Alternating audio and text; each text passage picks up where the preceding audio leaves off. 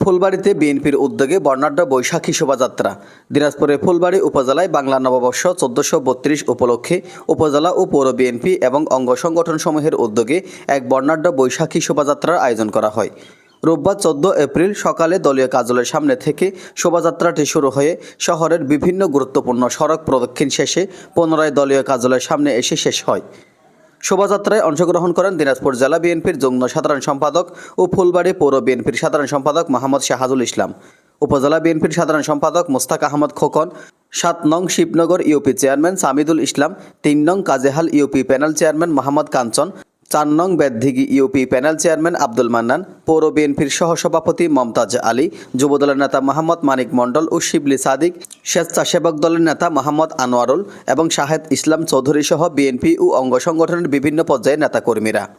শোভাযাত্রা শেষে নববর্ষ উপলক্ষে ফুলবাড়ী উপজেলা বিএনপির পক্ষ থেকে সবার মাঝে বাংলা নববর্ষের শুভেচ্ছা বিনিময় করা হয়।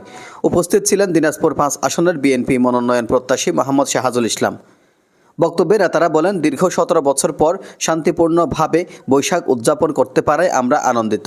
বিগত ফ্যাসিস্ট সরকারের শাসনামলে এমন আয়োজন সম্ভব হয়নি। এখন আবার আমরা জনগণের সংস্কৃতি ও ঐতিহ্য রক্ষায় সোচ্চার হতে পারছি। সঙ্গে মিছিল মিটিং করেছেন, জেল জুলুম অত্যাচার সহ্য করেছেন। আগামী দিন আমরা বিএনপি করতে চাই এবং ফুলবাড়ী উপজেলার মোস্তাক আহমদ চৌধুরী ছিল, তার সঙ্গে আমরা মিলেমিশে আমরা বিএনপি রাজনীতিতে আসে আমাদের মধ্যে যেন জ্ঞান সৃষ্টি না করতে পারে, আমাদের মধ্যে যেন বিশৃঙ্খলা সৃষ্টি হয়, এই আশা ব্যক্ত করে আমার বক্তব্য শেষ করছি। শহীদ জামরক খালেদা জিন্দাবাদ, তারুণের প্রতি তারেক রহমান জিন্দাবাদ, আমার প্রাণপ্রিয় নেতা ডক্টর AJM জাহিদ হোসেন জিন্দাবাদ জিন্দাবাদ জিন্দাবাদ। উল্লেখ্য, শোভাযাত্রাটি ছিল সম্পূর্ণ শান্তিপূর্ণ এবং প্রাণবন্ত। এতে স্থানীয় জনগণের মধ্যে উৎসবের আমেজ বিরাজ করে। আজকে আমরা এতটাই করলাম, তাহলে বুঝতে হবে কিছু পালন করা যায় না।